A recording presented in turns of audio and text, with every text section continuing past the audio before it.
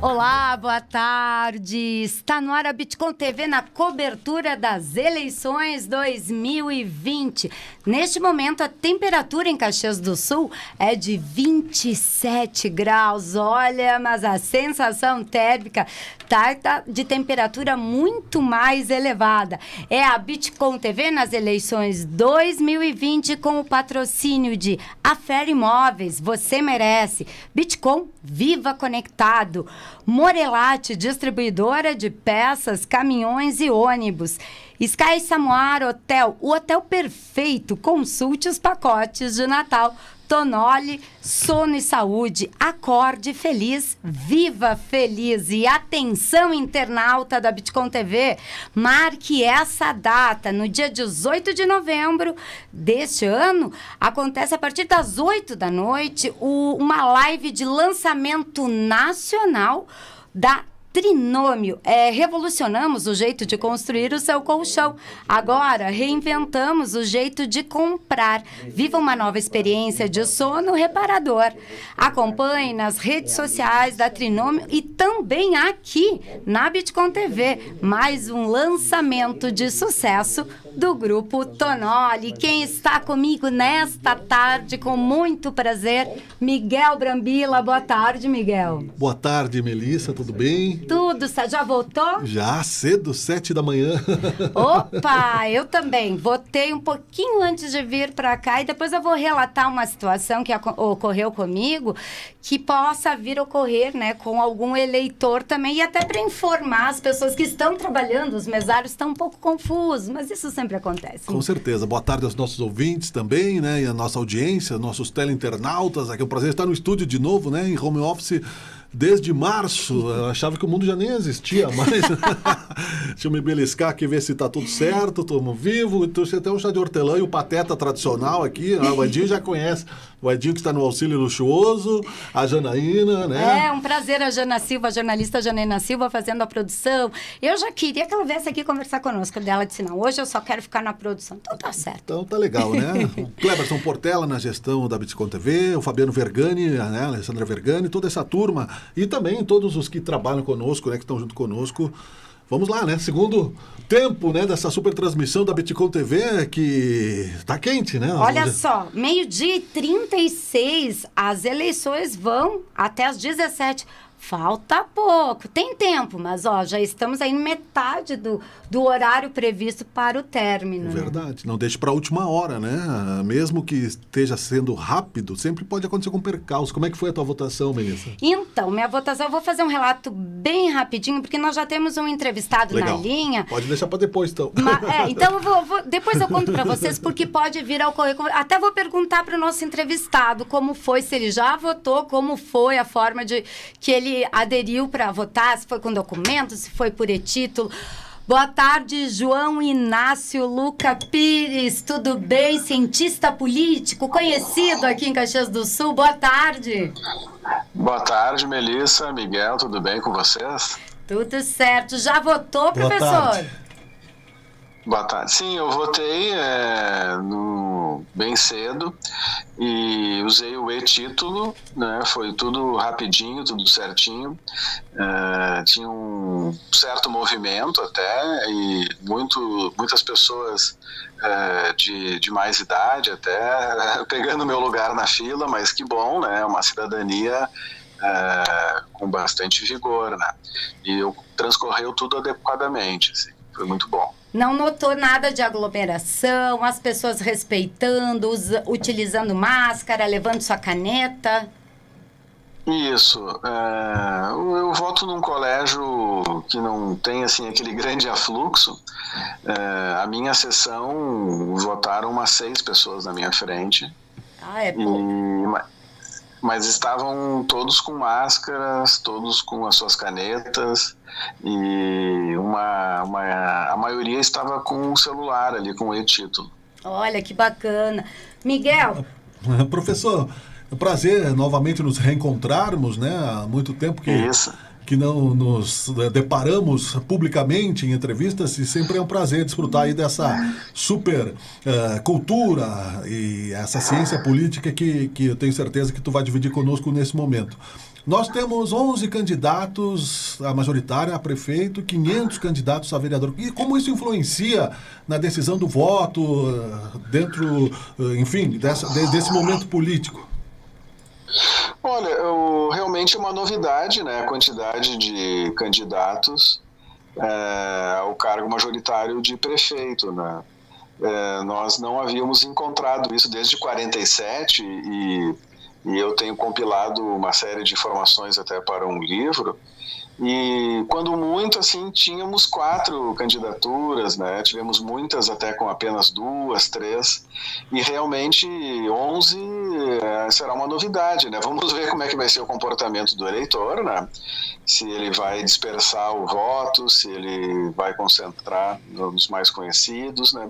Mas é uma novidade, porque geralmente as eleições majoritárias, né, elas por serem muito restritas, né, ou seja, só tem uma chapa vencedora, então isso sempre forçou a celebração de amplas coligações, né?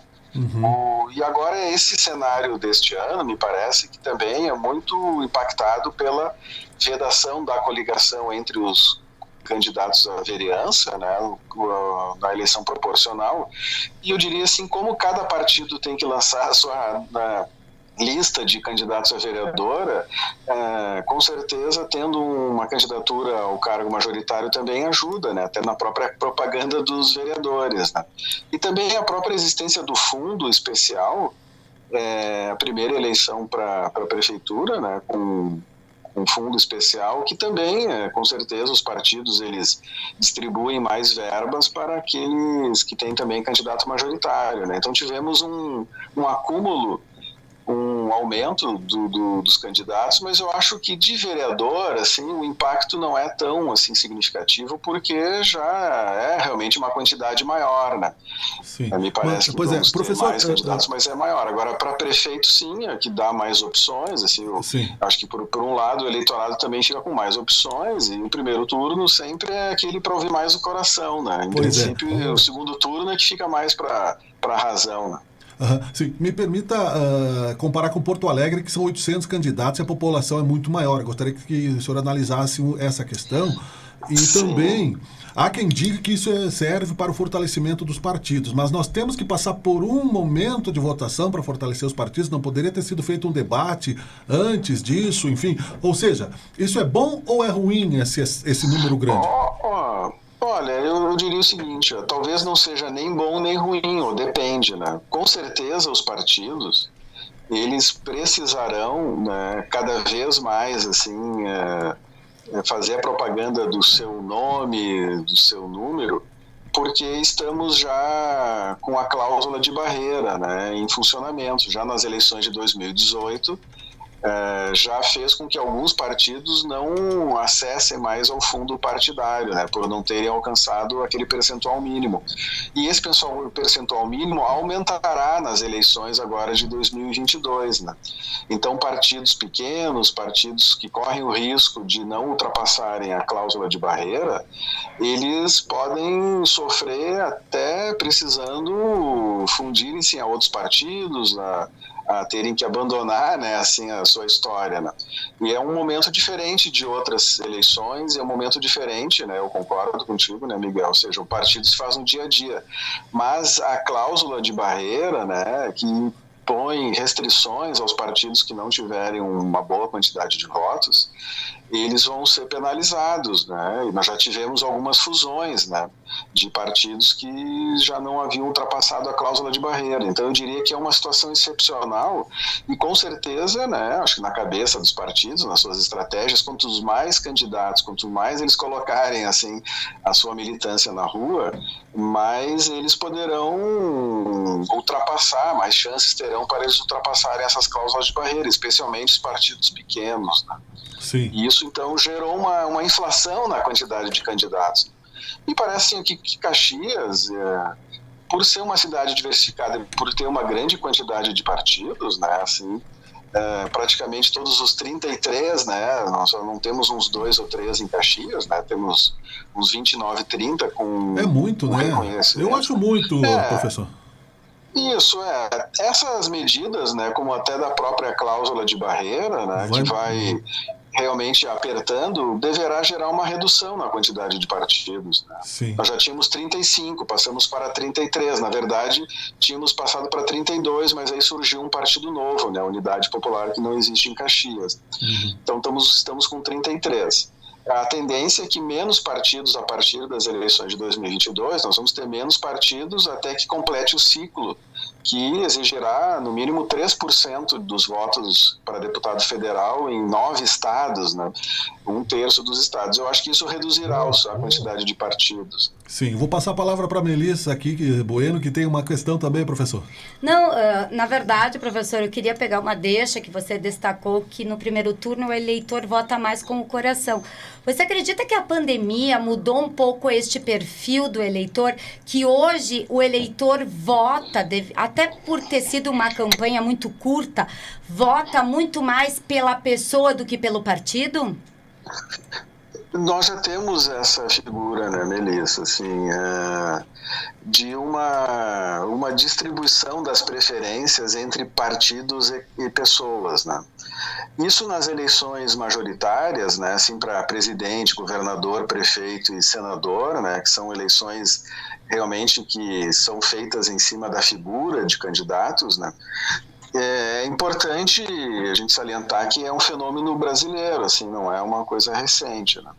O que talvez possa estar acontecendo de uma maneira mais intensa é que pelo pouco espaço da campanha e também pelo contexto da pandemia, né, que gera por si só outras preocupações, e também por uma sociedade cada vez mais globalizada, né, Melissa? Ou seja, nós vivemos muito intensamente a conjuntura nacional das questões do governo federal, eventualmente também temos até questões internacionais, como tivemos as eleições nos Estados Unidos, né, há pouco tempo.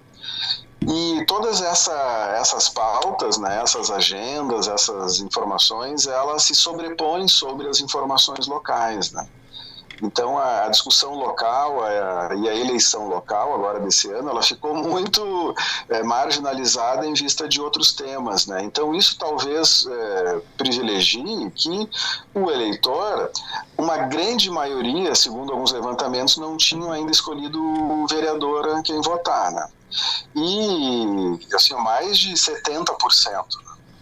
E isso, então, talvez gere um quociente eleitoral baixo, talvez tenha muito voto em legenda e pessoas que anulem o voto ou votem em branco, né? E pessoas que se elegem com poucos votos, não é, professor? Favorecer aqueles candidatos mais conhecidos, assim, né, que já estavam na mídia, que já estavam há mais tempo, assim, né, no contexto em vista desses fatores, né? Mas vamos observar, né? Sempre o bom da eleição é que ela pode nos trazer surpresas também. Ai, com certeza. Outra questão que você destacou aí os Estados Unidos, agora vamos para o Brasil.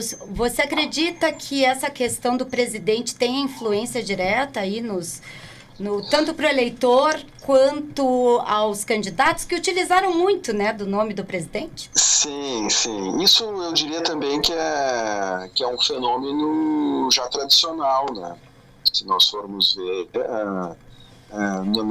nos últimos períodos, né, com figuras carismáticas na presidência, né, talvez assim um que seja do perfil do Bolsonaro seja o do presidente Lula, né? Então não se dizia quantos postes o Lula não elegia, né, ao fazer a campanha, que é uma maneira de dizer até um pouco pejorativa, né? Mas não é nova essa ideia de que as eleições locais possam de alguma maneira os candidatos surfarem no prestígio e na popularidade de lideranças nacionais, né?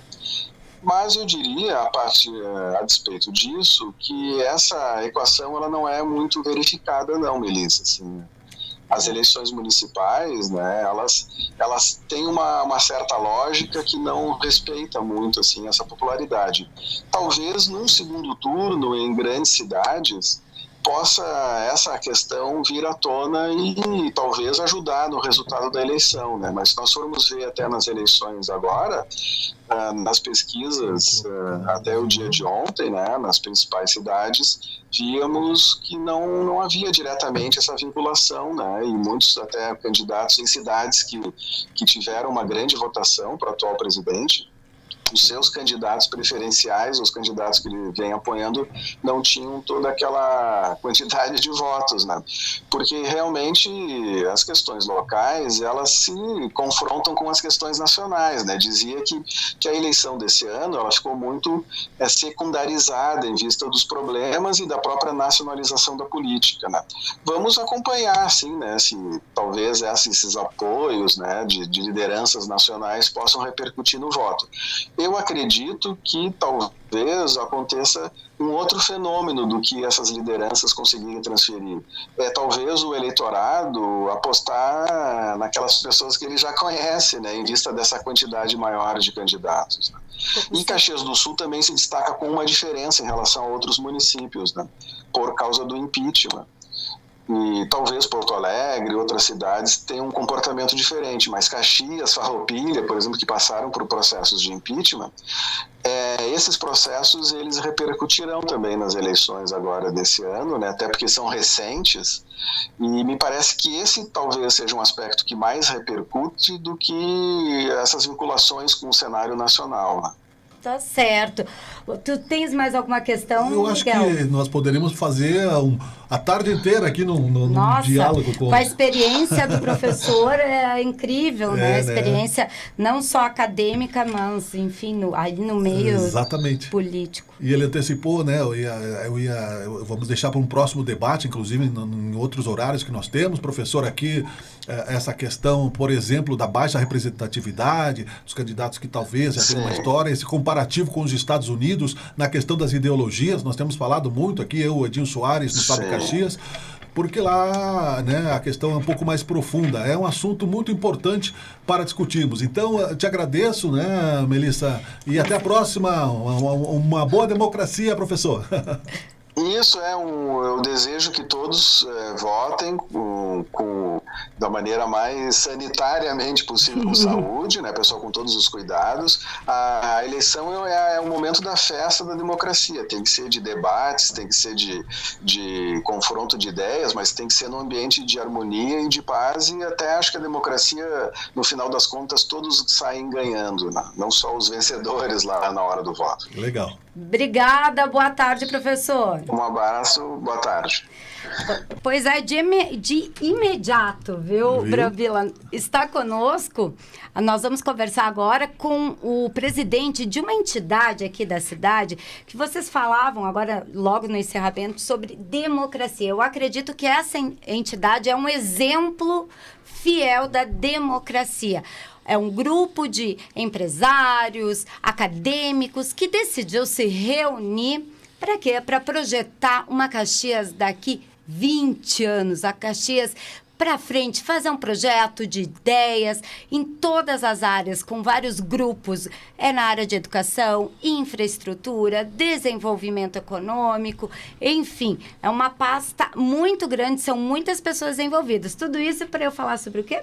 Mobilização por Caxias, o agora mais conhecido das pessoas, Mob Caxias. Na sequência a gente vai conversar com ele. É verdade, Caxias precisa ser pensada, né? Nós temos tantas questões e felizmente, não é, Melissa, aqui a Bitcom, no núcleo de jornalismo, tem abordado essas questões de uma maneira cotidiana e que a grande parte delas apareceram no debate, né? Questões que, por exemplo, a principal delas, né, que é o Manhã Bosco, as questões da saúde, né, infraestrutura. Eu sempre comentei aqui com o Edinho Soares, né, que hoje tá até mascarado, né? Tivemos que amordaçar o Edinho para ele não falar, que é a única pergunta que eu falei, de onde é que vai sair o dinheiro? Parcerias público-privadas se fala desde os anos 80, né, 90, eu lembro que muito se falou sobre isso, é importante, né, leva tempo tem que ter um trâmite político. A pergunta é, de onde vai sair a grana, né? Então, todo mundo tem condições, né? Agora,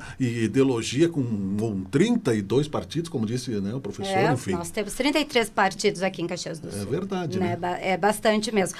Mas esse exemplo do Mob Caxias é muito interessante. Inclusive, o Mob Caxias foi uma das primeiras entidades a promover um encontro eles eram ainda pré-candidatos. E na época, porque eu estive envolvida, que a Bitcom TV transmitiu, né, esse encontro, essa live aí, e foi ali, antes de ser homologado as candidaturas, eles eram pré-candidatos.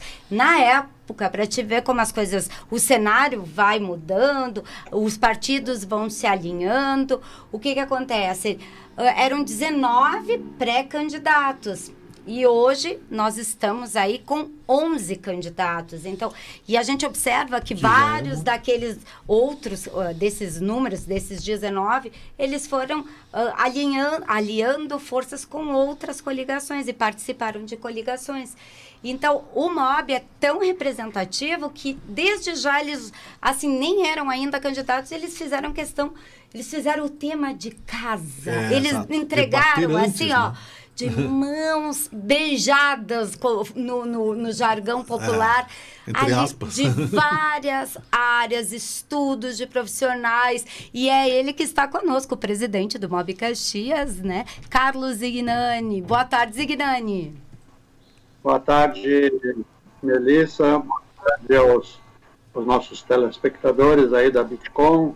É um prazer estar com vocês, ou com todos aí da cidade de Caxias do Sul, para falarmos um pouco sobre o momento que nós estamos vivendo na nossa cidade de Caxias do Sul. Vamos partir dessa sua deixa. Vamos partir dessa sua deixa, Zignani. Desculpa interrompê-lo. Como você, representando essa organização sem fins lucrativos, né? O MOB Caxias, como você vê esse momento que nós estamos vivendo, 2020, as eleições de 2020? Nós estamos vivendo um momento de bastante agitação, né? E hoje é o dia deles.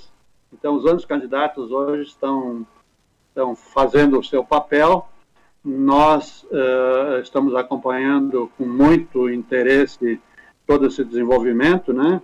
E a partir de hoje, provavelmente 19 horas por aí, nós já saberemos quem serão os dois que seguirão, ou um só, de repente, também, né? Que seguirá nessa batalha. E nós esperamos que quem quer que seja o candidato vencedor, ou os dois candidatos que vão prosseguir, que façam o melhor por Caxias e pela cidade de Caxias do Sul. Zignani, quem está conosco aqui hoje, fazendo essa cobertura, participando da cobertura, é o Miguel Brambila. Miguel. Boa tarde, tudo bem, presidente? Prazer. Boa tarde, Brambila, é um prazer estar aí com vocês, aí com Caxias do Sul nesse momento. Obrigado. Eu estive muito honrado, recebi um convite para ajudar aí na assessoria, mas tive que declinar por exclusiva falta de tempo, não foi por falta de vontade, não é? Enfim, mas lamento publicamente não ter esse tempo que você veja que empresários, pessoas importantes estão dedicando à nossa cidade, Caxias do Sul, que é um exemplo. Nós temos dito aqui, presidente, que Caxias do Sul, ela normalmente, aqui no sul, do Brasil, ela é um ponto de recomeço. Nós temos falado que precisamos de uma nova política, de planejamento a longo prazo, acabar com a falência das cidades, não é? E dos estados, enfim, um pacto federativo melhor. Não se dá, claro, tem a pandemia, não dá para fazer tudo assim, por decreto. Mas a pergunta que eu gostaria de transmitir a todos os candidatos é a que eu pergunto para o senhor. De onde virá o dinheiro para essas mudanças, presidente?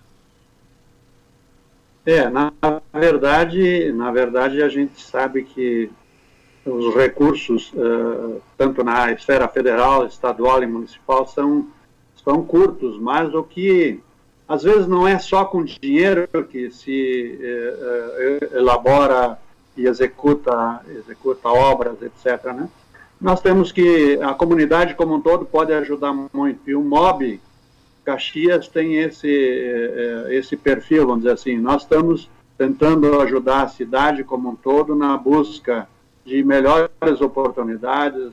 Não é só o dinheiro público que resolve, às vezes o poder público pode ser o indutor do crescimento econômico e as entidades, as empresas, e através de parcerias público-privadas ou então com concessões, nós podemos, multiplicar os recursos disponíveis e fazer o que a cidade precisa, que é esse o objetivo do MOB Caxias, é trabalhar num plano estratégico até o ano 2040, aonde nós vamos completar 150 anos de emancipação política, e o movimento pretende deixar para a comunidade ou para a cidade um plano que possa assegurar que Caxias continue crescendo, se desenvolvendo, e principalmente que a cidade seja um local excelente para se viver e criar os nossos filhos e os nossos netos.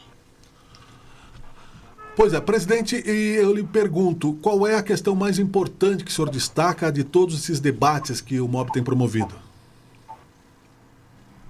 Bem, Brambila, o movimento iniciou as primeiras iniciativas foram lá em 2014, quando nós que eu digo são as entidades de Caxias do Sul, quando eu falo entidades são todas, né, desde o AB e outras entidades que nós temos aí, sindicatos e outras entidades, percebemos que Caxias estava perdendo um pouco do seu vigor econômico. E tínhamos passado de 2013 a 2015, nós perdemos quase mais de 25 mil empregos. E esse movimento, então, começou a pensar o que podemos fazer e quais as cidades que não passaram pelos mesmos problemas que nós passamos, e identificamos várias cidades no Brasil que não tinham sofrido tanto quanto Caxias.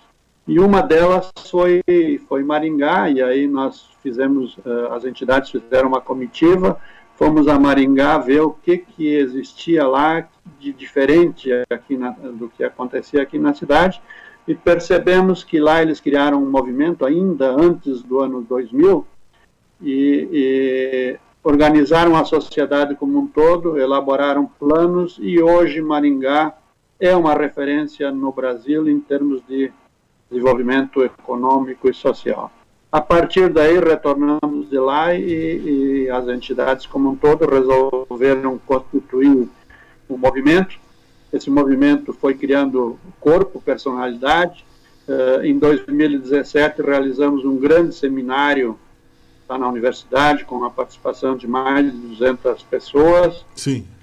E disso nós tiramos 13 projetos. Uhum. Desses 13 foram priorizados 13. Esses 13 envolvem desde a questão da infraestrutura da nossa cidade, da nossa região, a questão do turismo, que foi esquecida por algum tempo, e outro grande problema nosso é a perda de empresas aqui da cidade. Perfeito. Então nós criamos uma câmara temática de atração e retenção de investimentos. Ótimo. Essas 3 câmaras começaram a trabalhar, a produzir alguns resultados, mas o ano passado também, nas discussões, se percebeu que nós íamos ter eleições municipais em 2020 e resolvemos criar organizar uma agenda estratégica a ser entregue aos candidatos, ser entregue como um presente da sociedade aos candidatos.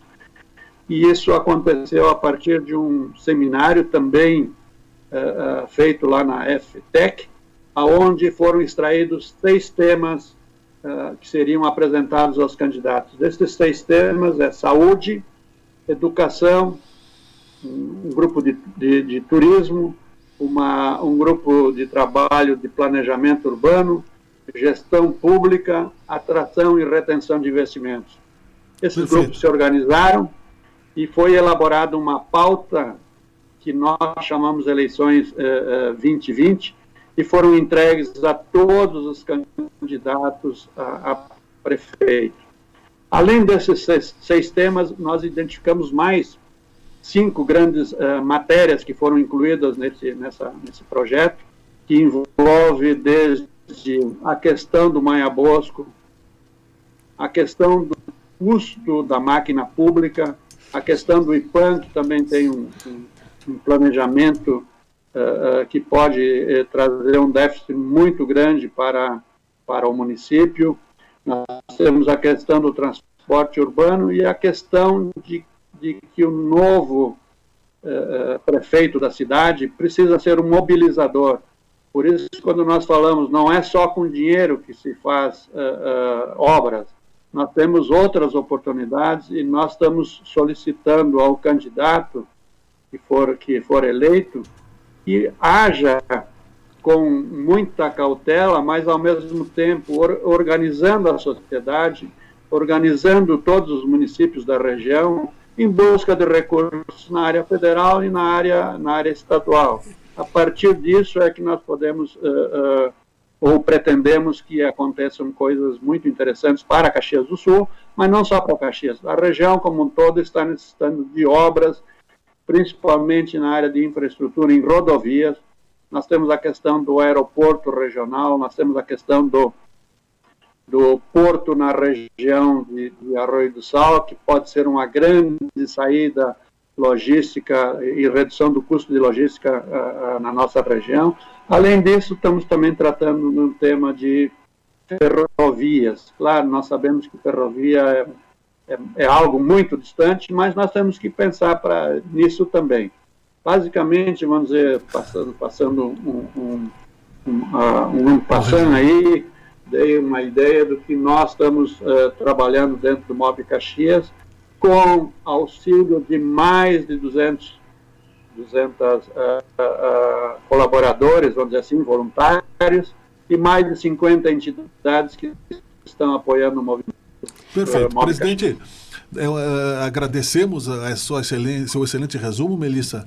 Tá, eu não sei certo. Se tu tem algum questionamento. Não, eu justamente ia questionar sobre esse encontro que a Bitcom, eu comentava logo na abertura que a Bitcom participou. Presidente, muito obrigada pela sua disponibilidade. Se não votou ainda, desejo uma ótima votação para você. E são tantos assuntos, presidente, que nós vamos pontuá-los aqui. Muitos assuntos. Eu como estou nos grupos de risco aí dos idosos, votei mais cedo, então já cumpri a minha obrigação cívica hoje. Muito obrigado. Então eu agradeço aí, Melissa, e a você, Brambila, pela oportunidade, e conclamar todos os caxienses que puderem, que tiverem disponibilidade e quiserem trabalhar de forma voluntária para o movimento, as nossas portas estão abertas na Universidade de Caxias do Sul. Um bom dia e tenha uma boa eleição e que nós todos sejamos vencedores. Com certeza. Obrigada, legal. Presidente. Presidente do MOB Caxias. É a Bitcom TV na cobertura das eleições 2020, que tem o patrocínio de Afera Imóveis, Você Merece, Bitcom Viva Conectado, Morelate, distribuidora de peças, caminhões e ônibus, Sky, Samoar Hotel, o Hotel Perfeito, consulte os pacotes de Natal e Tonoli, Sono e Saúde, acorde feliz, viva feliz. Miguel, voltamos daqui um pouquinho. Exatamente, nós temos que explicar para a nossa audiência que nós estamos fazendo por lives específicas, um acordo com os partidos, então nós vamos interromper essa live e voltamos em seguida numa nova live com o Vinícius Ribeiro. Eu só vou deixar um recadinho que a nossa produção está passando, a produção está conectada, né, nos passando informações em tempo real. A Justiça Eleitoral de Caxias do Sul está apurando o caso do eleitor David ou Davi, né, dos Passos Esteves, que não pôde votar. Ao chegar na sessão no Colégio Emílio Meyer, ele recebeu a informação de que alguém já havia votado no nome dele. Olha só, eu já estou em contato, Brambila, estava aqui conectado, porque a gente fica conversando, entrevistando e fica conectado, né?